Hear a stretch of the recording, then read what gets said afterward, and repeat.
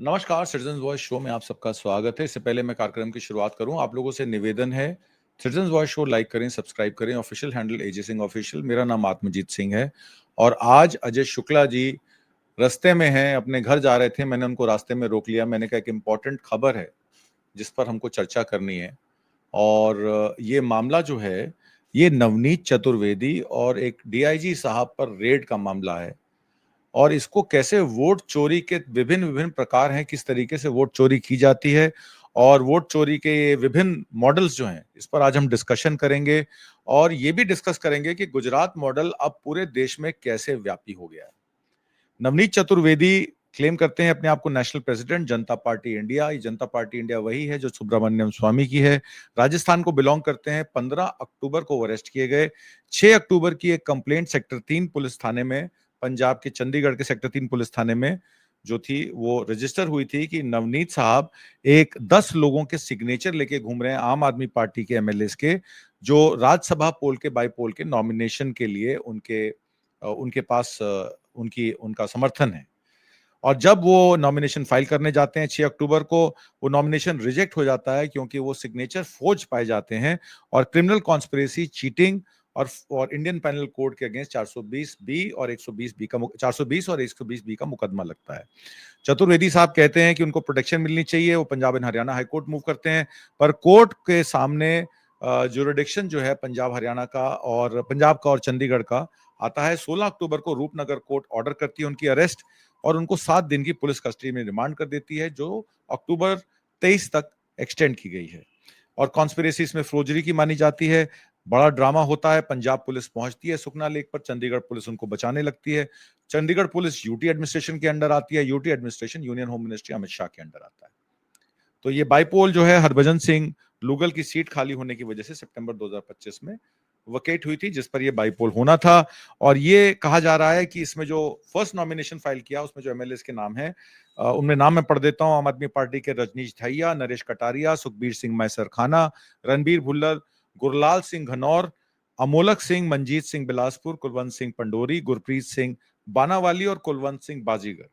और second nomination जो 13 अक्टूबर को फाइल होता है, उसमें 10 एमएलए के नाम होते हैं। मदन लाल बग्गा, अशोक पप्पी पराशर, दिनेश चड्डा, गुरदेव मान, रमन अरोड़ा, कंवर विजय प्रताप सिंह, जसबीर सिंह संधू, देवेंद्र सिंह लाडी और विजय सिंगला और फौजा सिंह सरारी। अब ये हैंड रिटन लिस्ट जो है, ये फिर आती है और उसमें 8 में से 20 नाम जो है वो ऑफिशियली कहते हैं कि हमने इनका नाम एंडोर्स नहीं किया है। आम आदमी पार्टी के ऑफिशियल कैंडिडेट राजेंद्र गुप्ता ही हैं, उन्होंने उनको एंडोर्स किया था। और सेकंड सेट में कुंवर विजय प्रताप और रमन अरोड़ा सस्पेंड कर दिए जाते हैं एज रेबेल आम आदमी पार्टी एमएलए।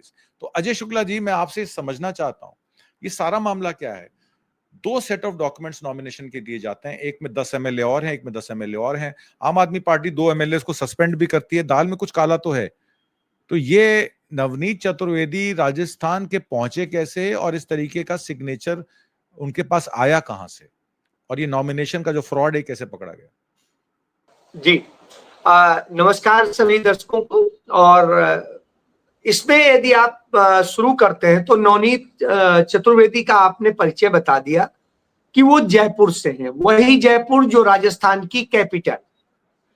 और जो पंजाब के इस समय गवर्नर हैं वो गुलाब चंद्र कटारिया हैं, जो राजस्थान के गृह मंत्री हुआ करते थे जब अमित शाह गुजरात में गृह राज्य मंत्री हुआ करते थे।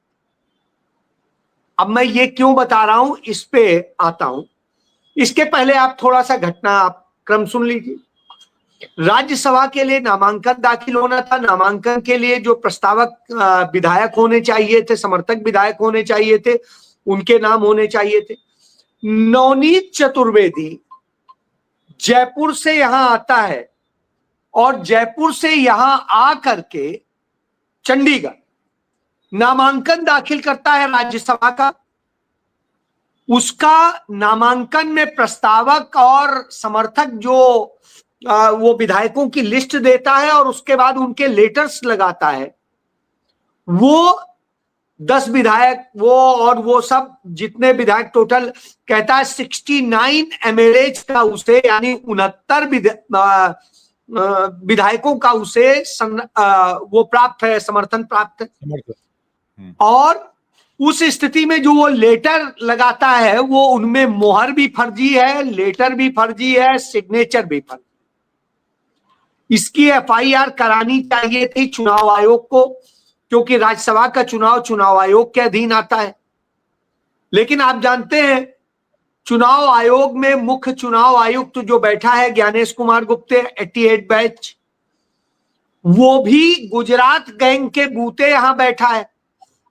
क्योंकि गुजरात कैडर के नरेंद्र मोदी के जिसे कहते हैं नाक का बाल, वो अफसर अरविंद कुमार 88 बैच का, जो इस समय यूपी का बिजली मंत्री भी है और नगर विकास मंत्री भी है, उसके ये सब बैचमेट है। तो उसके गैंग के जितने लोग हैं, कोई कहीं चीफ सेक्रेटरी लगा है, कहीं कुछ लगा है, कहीं कुछ लगा है, तो उसने यहां लगवाया हुआ, तो कुछ होना नहीं है। तो वो एमएलए जो है वो कंप्लेंट देते हैं, जो प्रभावित हैं, जिनके फर्जी नाम डाले गए, उनमें तो रोपड़ में एफआईआर दर्ज की जाती। सुन लीजिए, रोपड़ में, ये बड़ा ध्यान रखिएगा, रोपड़ का रोल आएगा। पंजाब के रोपड़, जिसे रूपनगर भी कहते हैं, तो वहां एफआईआर दर्ज होती है। एफआईआर दर्ज होने के बाद वहां के डीआईजी भुल्लर, एचएस भुल्लर, वो तत्काल एक्शन लेने का ऑर्डर कहते हैं और कहते हैं गंभीर मसला है, इसकी तुरंत कार्रवाई की। कार्रवाई शुरू हो जाती है। अब कार्रवाई शुरू हो जाती है, वहां की पुलिस तुरंत कोर्ट में मूव करती है, कोर्ट वारंट जारी करती है कि उसे तुरंत गिरफ्तार कीजिए।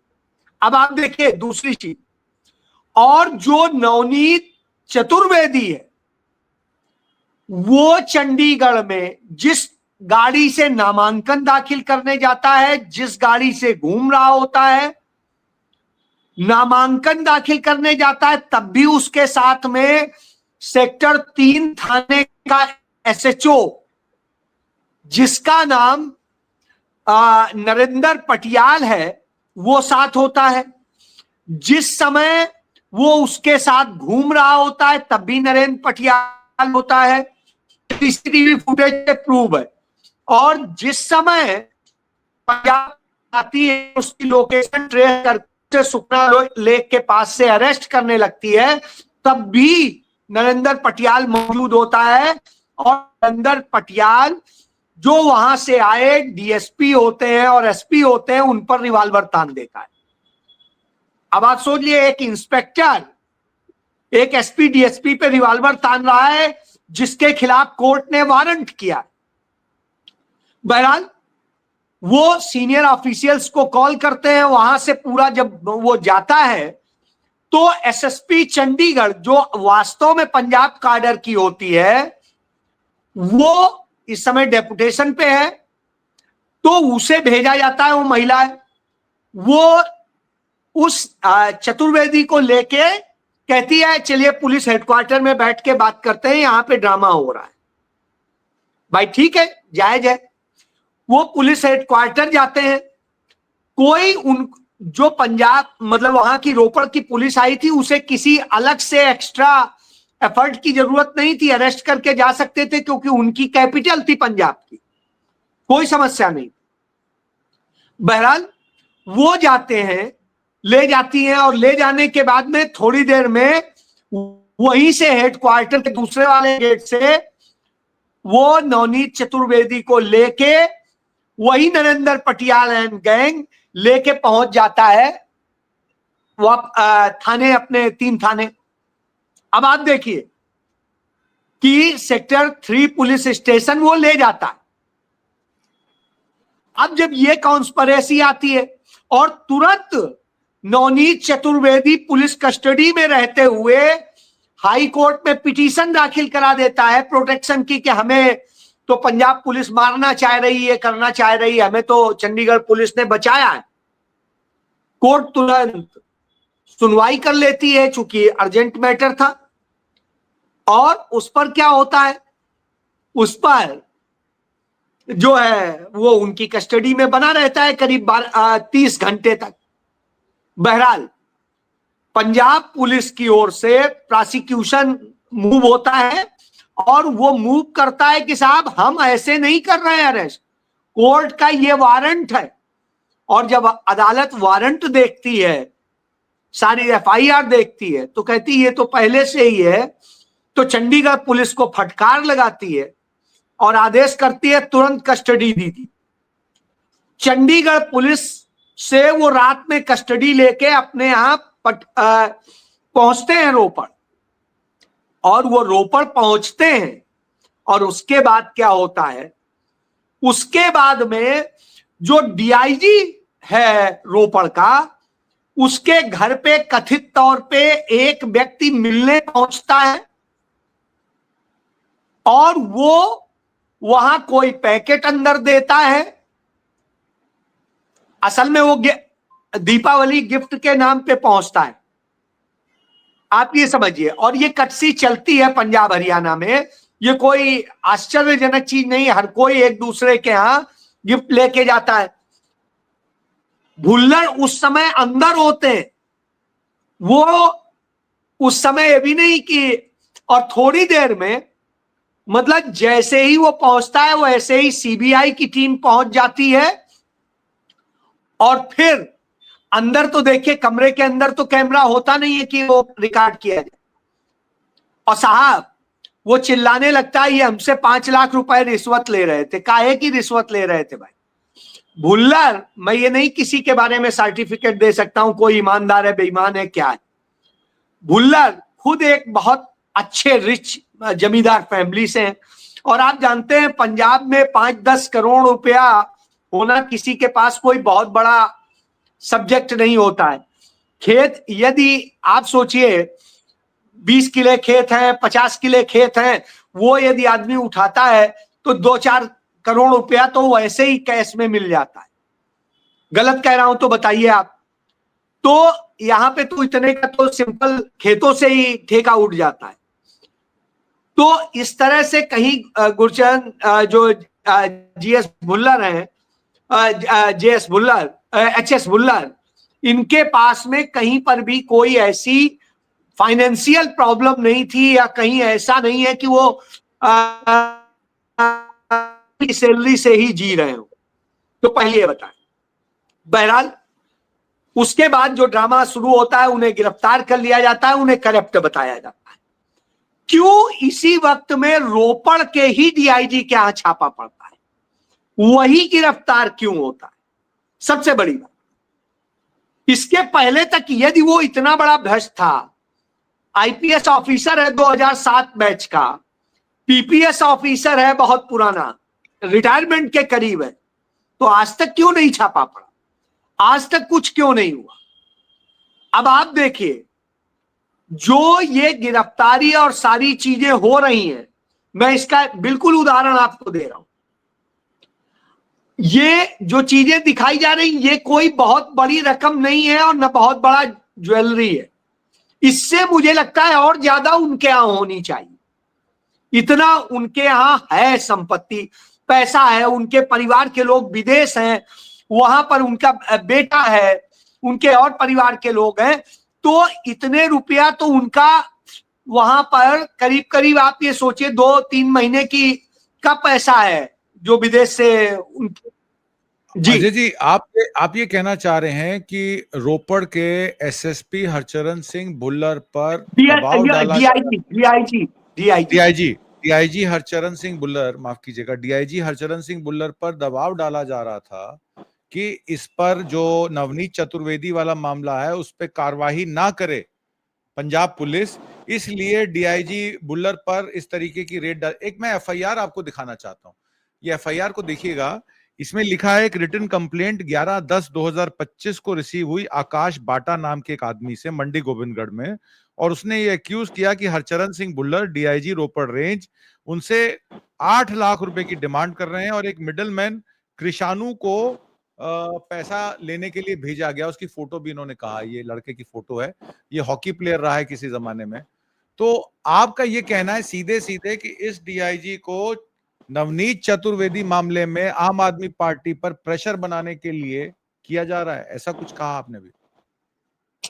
आम आदमी पार्टी पे प्रेशर बनाने की जरूरत ही नहीं है। ये पुलिस को, पंजाब पुलिस को डराने की कोशिश है। आप बात ही नहीं समझे। आम आदमी पार्टी का कोई लेना देना। हाँ, मैं यही बता रहा हूं।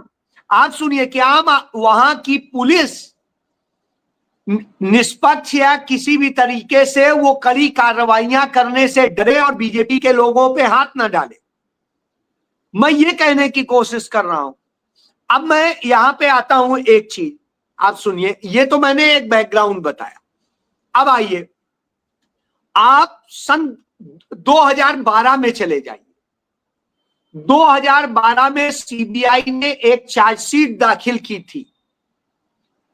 वो जो सीबीआई के स्पेशल जज के यहां जो चार्जशीट दाखिल की थी, उसमें एक गैंग का जिक्र किया गया था। उस गैंग का नाम था अमित शाह एंड गैंग। और यह गैंग क्या करता था कि पॉलिटिशियंस, ब्यूरोक्रेट्स, पुलिस, जो भी ब्यूरोक्रेसी और पुलिस है, और अपराधियों, इनका तीनों का नेक्सस था। तो मैं ये कह रहा हूं कि अब आप इसमें देखिए, 2012 में एक, जो आप सर्च कीजिएगा, इंडियन एक्सप्रेस की रिपोर्ट है, सीबीआई ने चार्जशीट दाखिल की कोर्ट में, और उस कोर्ट में कहा कि ये एक गैंग है जो पुलिस, पॉलिटिशियन और क्रिमिनल्स का कॉकस है, जो एक वसूली रैकेट चलाता है, किडनैपिंग चलाता है और तमाम सारे क्राइम करता है। उसका गैंग लीडर है अमित शाह, और उसके गैंग में जो दूसरा पॉलिटिशियन है उसका नाम है गुलाब चंद्र कटारिया, और जो तीसरा लीडर है उसका नाम है ओम माथुर। समझ में आ गया? ये वहां गुजरात के व्यापारी और राजस्थान के व्यापारी, और इधर वो क्या करते हैं, क्योंकि राजस्थान में भी उस समय सरकार थी, तो राजस्थान में गुलाब चंद कटारिया गृह मंत्री था, ये उसकी वो करता था, वहां से ये करते थे, ये पुलिस के रैकेट, दोनों अड़ोसी पड़ोसी राज्य। और ये व्यापारियों को, कुछ अपराधियों का जो गैंग था इन्हीं का था, वो जाके धमकाता था, हमले करता था, किडनैप करता था। बाद में पुलिस इंटर होती थी, फिर पुलिस और पॉलिटिशियन मिलके इसे सॉल्व कराते थे, वो व्यापारी को मनाते थे, और ये होता था कि चलो तुम्हें व्यापार करना है, आगे बच्चे सुरक्षित रहे, ये रहे, तुम बच जाओ, हम ये करा देते हैं हम पुलिस से। और पुलिस और ये कॉकस मिलके उसकी डील कराते थे, और वसूली रैकेट चलता था। इसी रैकेट के तहत सोहराबुद्दीन हत्याकांड हुआ, इसी रैकेट के तहत तुलसीराम प्रजापति का मर्डर हुआ, और इसी के तहत तमाम सारी और चीजें थी। सीबीआई ने बाकायदा दस्तावेजी और तमाम सारे सर्कमस्टांसेस, एविडेंसेस के साथ में चार्जशीट दाखिल। ये इन लोगों का भाग्य था कि सरकार बदल गई, और सरकार बदल गई तो सीबीआई कोर्ट में जो होना था वो हम आप जानते हैं, बात खत्म हो।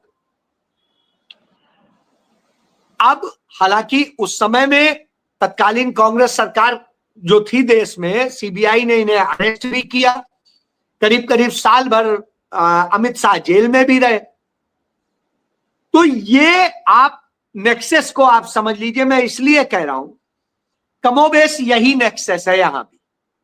देखिए, एक कथित पॉलिटिशियन, जो असल में बहुत बड़ी कोई पॉलिटिक्स नहीं है जिसकी, जो अपने राज्य में विधानसभा भी नहीं जीत सका हो, अपने यहां पार्षद भी नहीं बन सका हो, अपने यहां मेयर भी नहीं बन सका हो, वो आदमी पंजाब आता है और कहता है ये करेंगे। वो पैसों के बल पे यहां खरीदने आता है, बड़ा भारी रकम लेके आता है, उसकी मदद करने कौन आता है, उसके साथ साथ कौन चलता है? नरेंद्र मोदी अमित शाह के सीधे अंडर की चंडीगढ़ पुलिस, केंद्र शासित सूबा है, तो उनकी पुलिस का इंस्पेक्टर नरेंद्र पटियाल, ये वही नरेंद्र पटियाल है जिसका भाई जगविंदर पटियाल लॉरेंस बिश्नोई गैंग के साथ में कैसे क्या क्या चीजें, उस पर हाई कोर्ट ने नोटिस करा हुआ।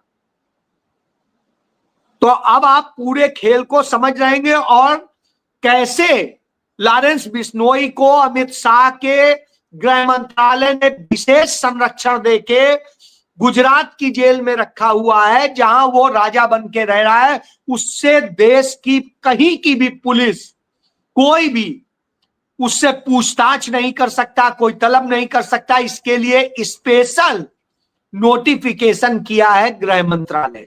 ये भारत में कभी और इसके पहले नहीं हुआ है। तो अब आप इन सब से समझ सकते हैं कि क्या नक्शेस चल रहा है। तो यहां जो ये खेल चल रहा था, ये चल रहा था कि हम इस तरह यहां के विधायकों को खरीदेंगे, सारी सौदेबाजी होगी, हर विधायक को 5-5, 10-10 करोड़ जो भी देने होंगे देने की नौबत आएगी, डराने की नौबत आएगी। कुछ दागदार हैं उन्हें वो करेंगे और इस तरह से करके ये खेल करेंगे।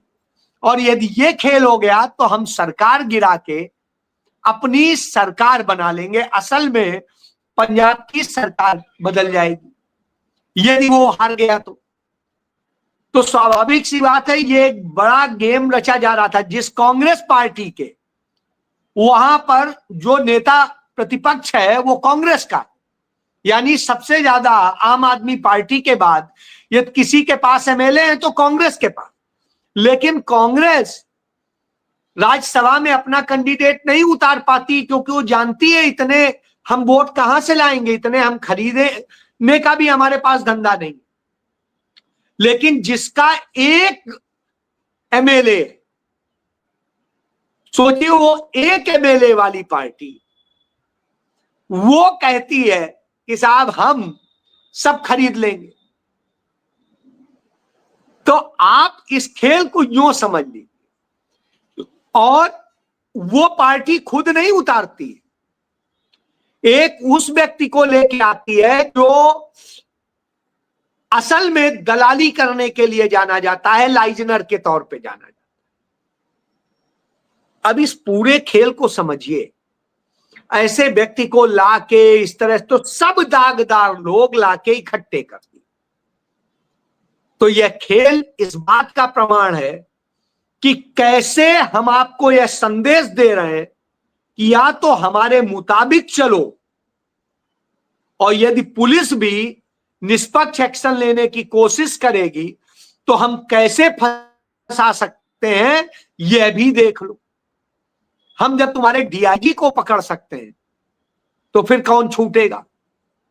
हम दलित एडीजीपी को मरने के लिए मजबूर कर देंगे और ड्रामा नया रच देंगे, क्योंकि जिस व्यक्ति का नाम आता है, वो जिस व्यापारी का नाम जिसे बचाने के नाम कह के वो सुसाइड करता है, वो जो शराब का नेक्सस है गुजरात का, उसका वो हिस्सा है अवैध शराब वाले का।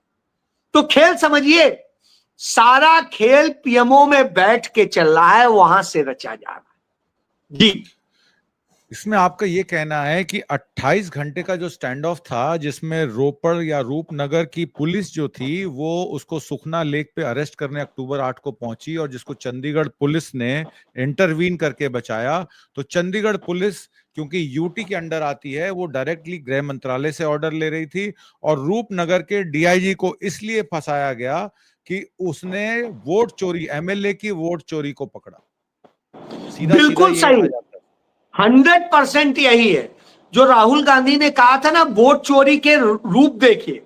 आपके वोट काटे जाएंगे, आपके वोट जोड़े जाएंगे, जिसके नाम से काटे जाएंगे उसे खुद ही नहीं पता है, जैसे, और किसके नाम से जोड़े जाएंगे उसे खुद ही नहीं पता है। उसी तरीके से जिनके समर्थन लेटर दिए जाएंगे उन्हें खुद ही नहीं पता है, जिनका प्रस्तावक बनेंगे उन्हें खुद ही नहीं पता है। तो अब आप ये सोच लीजिए, इसी तरह का खेल होता है। निशिकांत दुबे की बीवी को करोड़ों रुपए जो व्यक्ति लोन देना बताया जाएगा, जो व्यक्ति को पता ही नहीं है कि उसने लोन दिया भी है कोई। यानी अब बात समझ लीजिए, मैंने तो किसी को लोन नहीं दिया, लेकिन मेरे नाम पे चढ़ा है कि अजय शुक्ला ने इनको 5 करोड़ का लोन दिया। साहब, हम 5 करोड़ का लोन दे रहे हैं, गजब है आपसे। तो वही स्थिति है इस देश में। इस सरकार ने कमोबेश ये नेक्सस बनाया है, और इन सारी बातों को जिसको मैंने कहा वो सबूत है जी। इसमें एक चीज और, अक्टूबर 16 को पंजाब हरियाणा हाई कोर्ट ने पंजाब और चंडीगढ़ की पुलिस को नोटिस इशू कर दिया है। 4 नवंबर को इस पे सुनवाई होनी है। आपको क्या अंदेशा है, 4 नवंबर को पंजाब हरियाणा हाई कोर्ट से नवनीत चतुर्वेदी छूट जाएंगे या आप फंस चुके हैं? देखिए, छूटना और न छूटना, अब तो चूंकि वो वहां पर उस कस्टडी में इन्वेस्टिगेशन इसकी चल रही है, सबूत आ जाते, नवनीत चतुर्वेदी को यदि तोड़ा जाएगा तो साफ पता चल जाएगा कि यार ये तो उसे कहां से डायरेक्शन मिला था, कहां से उसने क्या किया था। इसीलिए कि वो ये बताए, इनको बयान को कलमबंद किया जाए, कोर्ट में बयान कराए जाए, उसके पहले ही डीआईजी को जेल भेज दिया जाए, तो पंजाब के वहां की पुलिस, नीचे वाले तो सब डर जाएंगे। एसपी, एसएसपी, डीएसपी, सिपाही, दरोगा, ये तो साले कांपने लगेंगे कि अरे जब डीआईजी के साथ ये हो सकता है तो हम क्या हैं, हमारे डीआईजी खिलाफ जिसने किया। तो डर के कारण वो जो लिखने वाले थे, जो नेक्सस बताने वाले थे, वो नेक्सस तो सामने नहीं आ पाएगा। तो असल में इससे पंजाब का गवर्नर गुलाब चंद कटारिया का मैंने क्यों नाम लिया, क्योंकि ये वही गुलाब चंद कटारिया है जो अमित शाह के गैंग का मेंबर था। और वो गैंग कैसे राजस्थान और गुजरात की पूरे उससे नेक्सस से काम करता था, वो चीज यहां प्रूव हो जाती है। तो आपका ये कहना है कि गुलाब चंद कटारिया के समय तो प्रजापति कौसर बी का भी नाम आया था, वहीं से ये लोग सप्लाई किए जाते थे। यही तो मैं कह रहा हूं, यही तो मैं कह रहा हूं। और वो बस से वापस जब गुजरात से राजस्थान आए और उसके बाद दोबारा जब चक्कर लगाने गए तो वो वहां पे तभी यही मैं कनेक्शन बता रहा हूं, और वही कनेक्शन यहां देखने को मिल रहा है। चंडीगढ़ पुलिस या तो गवर्नर पंजाब को रिपोर्ट करती है, क्योंकि वो यूटी का भी एडमिनिस्ट्रेटर है, तो गुलाब चंद कटारिया। चंडीगढ़ की पुलिस प्रधानमंत्री और गृह मंत्री के अंडर आती है, समझ गए आप।